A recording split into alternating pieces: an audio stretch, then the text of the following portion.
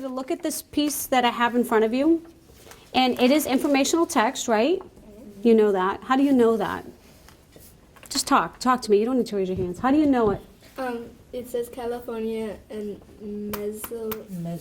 Mesopotamia similarities and differences. Like you can see like a realistic picture and everything. Somebody else want to share? How do you know that it's informational text? Because Abigail? right here it says in the 80s and in 3000. In the 80s? Yeah, it says it has like the 1800s. Oh, 1800s. Yeah, That's the a little different than the 1800s. 80s. And in the 3100 BC. Okay, so it's going back in time. Okay. California. The picture? There's a picture. I'm going to look at the textual features. Remember we talked about textual features? What it looks like, how the text is organized, Red. where it comes from. So I heard Natasha say, I looked at the title. I see that Abigail looked at the first paragraph, and she kind of skimmed it a little bit, and she saw dates. What else can you do to figure out that this is informational text? How do you know that it's informational text and not fiction? Because it's saying the states in the United States. Which one is in the United States? California. California. Do you know the other name, Mesopotamia? You've heard of something? Is it in the ocean? Is it a city? Is it an ocean? Okay, so let's start with this. Let's start with what we know. That's what I always do. I always start with what I know. So California is a place, right? You know that. Anybody know where California is? Can you point it out on a map? Nice, Phoenix. Sorry. Here.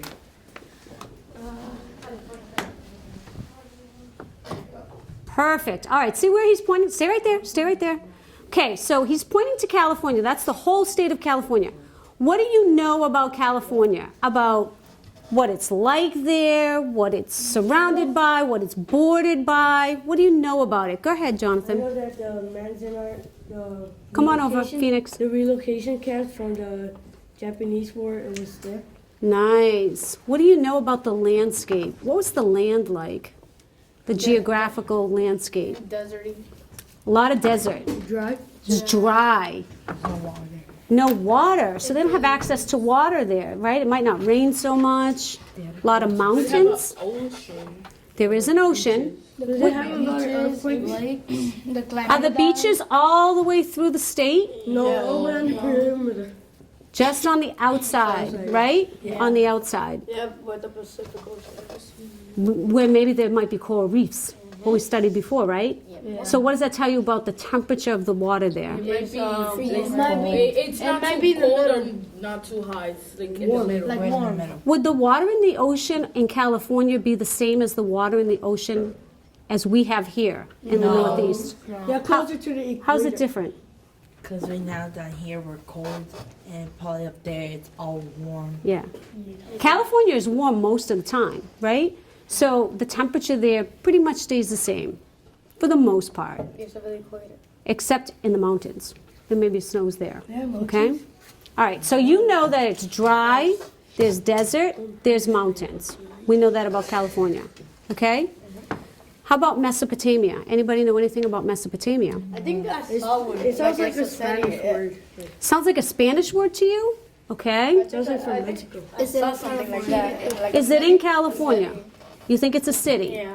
Anybody else? A little town probably. Maybe a Yeah, little town somewhere? capital. A river?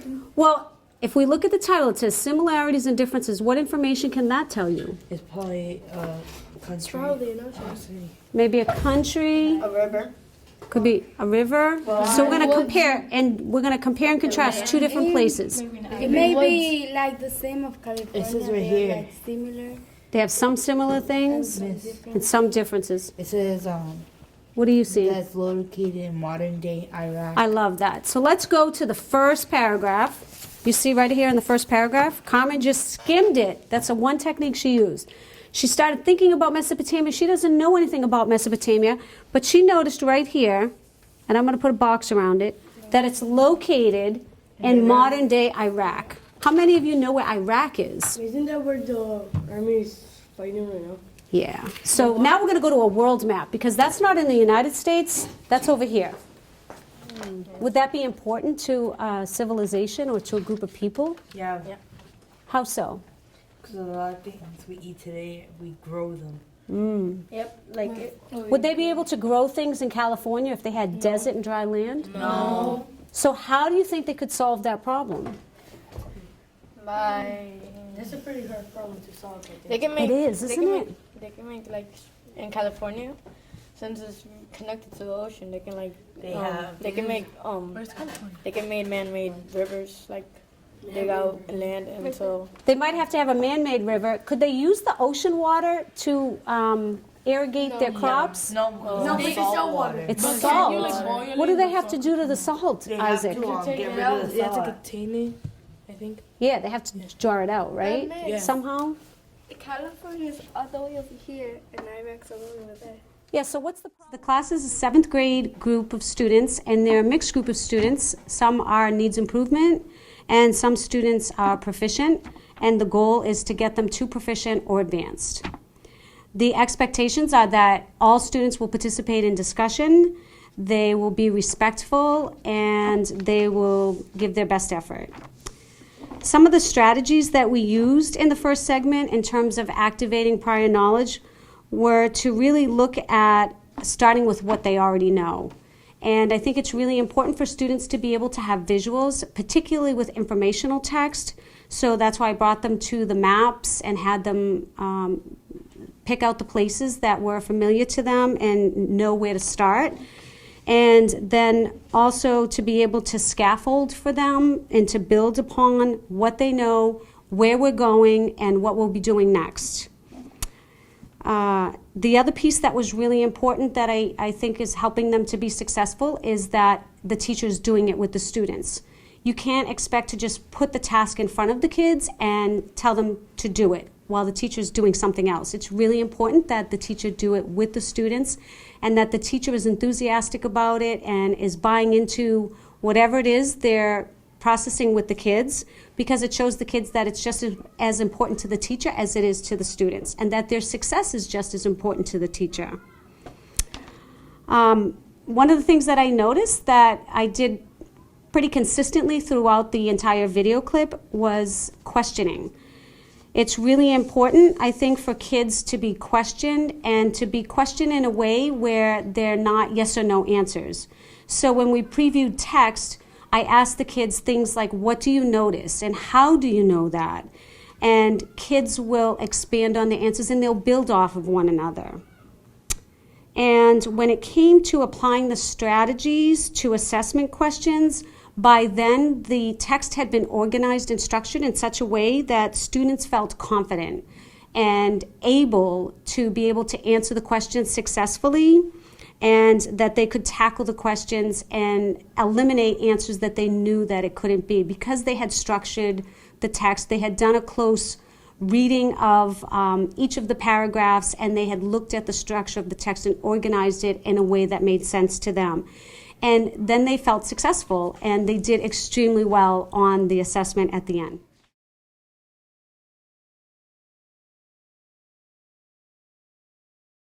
What do you think that's called, what we just did?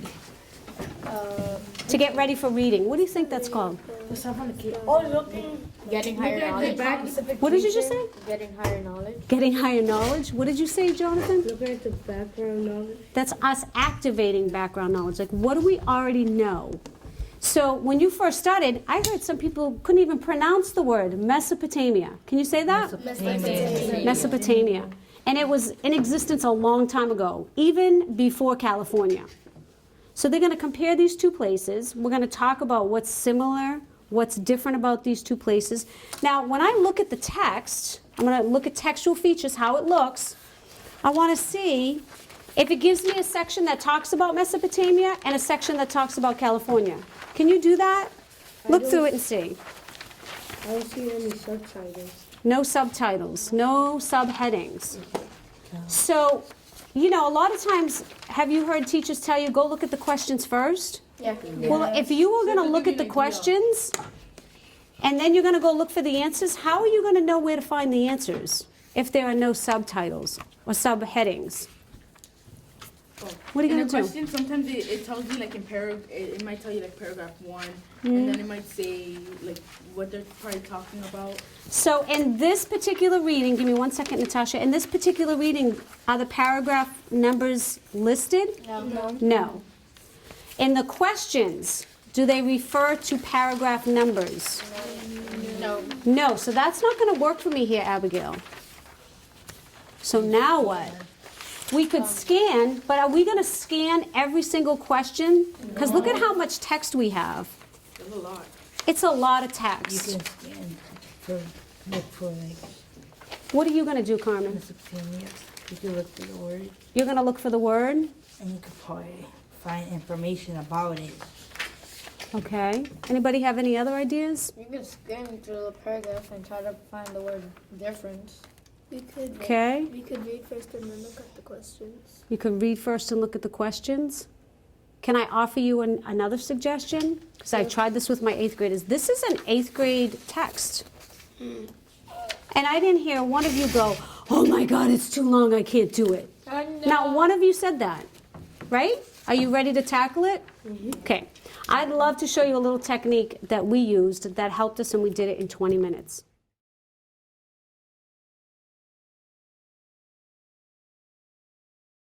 Okay, so let's look at each paragraph and see if we can make sense of it and organize it so that we can structure it in a way that makes sense for us when we're going to look at the questions and then try to find the answers. All right, let's try that. So we found in the first paragraph that Mesopotamia was located in modern-day Iraq. You got that, right? Yep. And then it's going to give us some dates. So we have that. Let's go to the next paragraph. Where's the topic sentence? Let's first look at Mesopotamia. Good. So what do you think that whole paragraph is going to talk about? About Mesopotamia. Mesopotamia. So can you do this? Make a bracket like this. So that tells me that this whole paragraph is about, and I'm going to put an M right on top of it. This whole paragraph is about Mesopotamia. Because my title tells me it's comparing the similarities and differences between these two places. So I'm going to remember that M is for Mesopotamia. Perfect. Let's turn the page.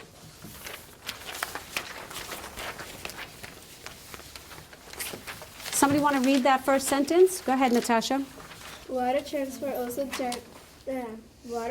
also greatly increased the speed of communication in Mesopotamia. Good. See, if you keep practicing it, you're going to get it. All right. So, and it's still talking about? Mesopotamia. Okay. Let's go to the next paragraph. You want to read that first sentence, Carmen? Mesopotamia was also blessed with especially rich soil. What are we still talking about? Mesopotamia. So I'm going to take my pen and I'm going to make another block like this. Just like I said. You said that? Soil. Oh, nice job, Phoenix. And I'm going to put M. We're still continuing with Mesopotamia. Okay. Amari, want to read the next sentence? The first sentence of the next paragraph? The great city of Babylon. was thriving in Mesopotamia in 100 BC. 3100 BC. California remained rather insignificant. It's okay. Insignificant. Sig. I used to know how to say this word. Insignificant. No, let him do it. He'll get it. You're not going to get it if you don't look at the word. Look at the word. Break it down into parts. Let's see if Maria can help you, because you're really good. You're good at this. Insignificant. Insignificant. Okay, we'll move on. Insignificant. As a trade or cultural center. So what is this paragraph talking about? Mesopotamia. Did you see the word Mesopotamia? No, it's talking about Yeah, California did. now. You're talking about one of the cities in Mesopotamia. It said while this was happening in Mesopotamia, California Now it's talking about- remained rather insignificant. So there's a transition. Yeah. So now it's California. So they said, while this was happening over here, I want you to look at me for a second. This is, do you see that word while? Put a box around while. What is that? What is that an example of, Jonathan? A transition. A transition word, yeah. While. So while this is happening over here, something else is happening here. And this is the focus, which is California. California. And I like to Good. do this. Yeah, I want to give you a visual, okay? Yeah, because you know I'm always trying to dance, right? You get that, all right.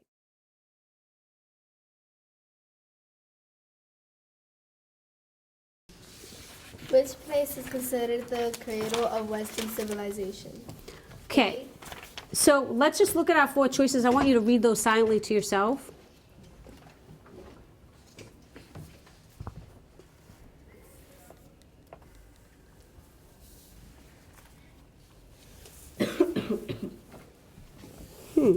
I saw Natasha underline the whole thing.